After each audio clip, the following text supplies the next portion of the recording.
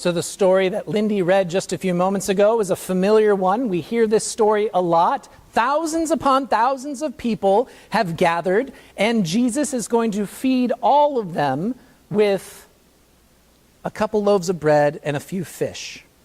And that's it, for thousands of people. And we actually don't even know how large the crowd is. 5,000 men were there. For some reason, we didn't have the time or the care to count all the women and children. Thank you very much, Matthew. What's that about? So we have no idea how many people were actually there, but we know that they were fed with very little food, and there was not just enough to go around, there was more than they needed. They had leftovers. Miracle stories are opportunities to wrestle. They are opportunities to do some striving and struggling with our God, especially those of us who live in a world of rational scientific explanations. Miracle stories make us ponder things in new ways. But this week, my pondering, my wrestling, was focused on a very particular part of this story that does not often get addressed. My question this week was, why were there so many people there? Why were there so many people? Why were there thousands upon thousands of people gathered in this place who didn't leave even when it was starting to get dark? Why is it that the disciples have to come up with the idea of telling them to go away and get some food for themselves? Have you ever seen thousands upon thousands of people just standing around saying, "I'm real hungry, not going to do anything about it"? No, you haven't seen that ever. So why were there so many hungry people gathered there? Well, I did some research, and as it turns out, we actually know why there were thousands upon thousands of people there. I'm not going to go into the whole explanation. There were a lot of factors involved. It was politics and it was a new economy. There were lots of big, huge, monumental things happening in first century Israel that led to a lot of people being poor and homeless. And instead of trying to bore you with facts and figures and statistics, I thought it might be more interesting to try and hear some of the stories that the people gathered in the field that day might have told you. If we could actually be on the ground and ask these thousands upon thousands of people, why are you here? Why are you not going home to get something to eat? Here are some stories that we might have heard them say. Taxes have gone up, and I had to sell my farm to pay them. My child became sick, so we had to leave home. I come from a long line of fishermen, going back generations, but now fishing won't pay the bills. Neighbors used to care for one another, but when I really needed help, no one came. No one seems to know the difference between right and wrong anymore. I'm scared for my country. Everyone seems dissatisfied and nothing seems to get better. It's getting dangerous out there. I just heard my friend John was murdered.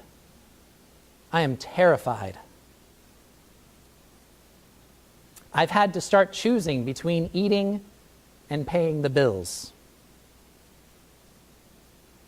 I feel like I don't have time for anything. There's not enough time to work and provide for my family and worship God. There's just never enough time. I think I'm being punished. I don't know who to trust anymore. Everyone seems to be looking out for their own interests. There's no work for me in Nazareth anymore. We're going to have to relocate to the big city and see what we can find there. People are always talking about the Bible like it's out of date. Do these stories sound unfamiliar? Do they sound strange and ancient to you? They don't to me.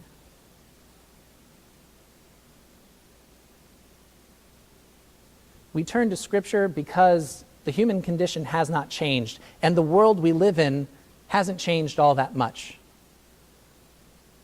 Our lives are still very much shaped by this story of scarcity.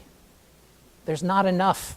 There's not enough of anything. We're all being stretched thin and pushed and pulled and squeezed tight. And just like these people 2,000 years ago, we are hungry because of it. There's a hunger that is growing. The tighter the world seems to squeeze us, the more our hunger erupts. And it feels like there's just not enough of anything to go around. And so Jesus works miracles with but a couple loaves of bread and a few fish. The way to read this story, the thing that this story has to teach us, is that God feeds us abundantly. God pours out abundance. But it's a story we can only understand if we know what it's like to live in a world of scarcity, which we do. These lives of ours are busy and complicated and difficult. That is not a new thing.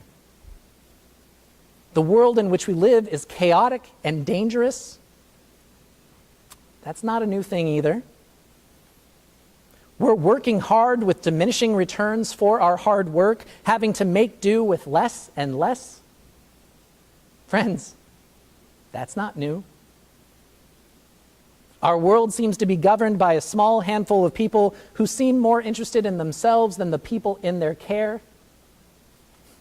That's the most ancient story we have. Except for one.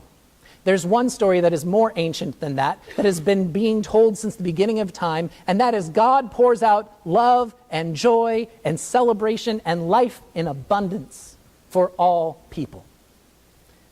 That's the oldest story we have.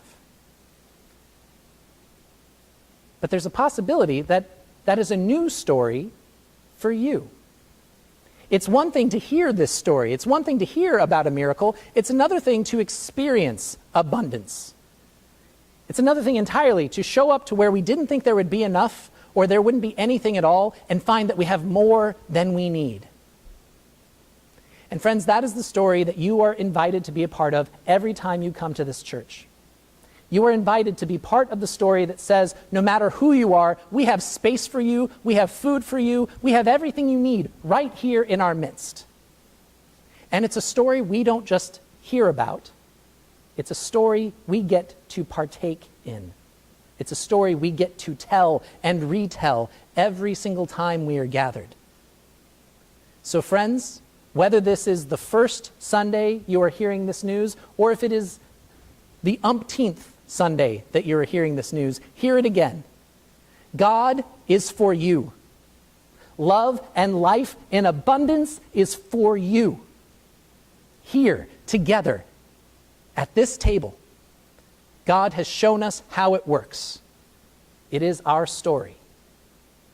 Come and tell it together.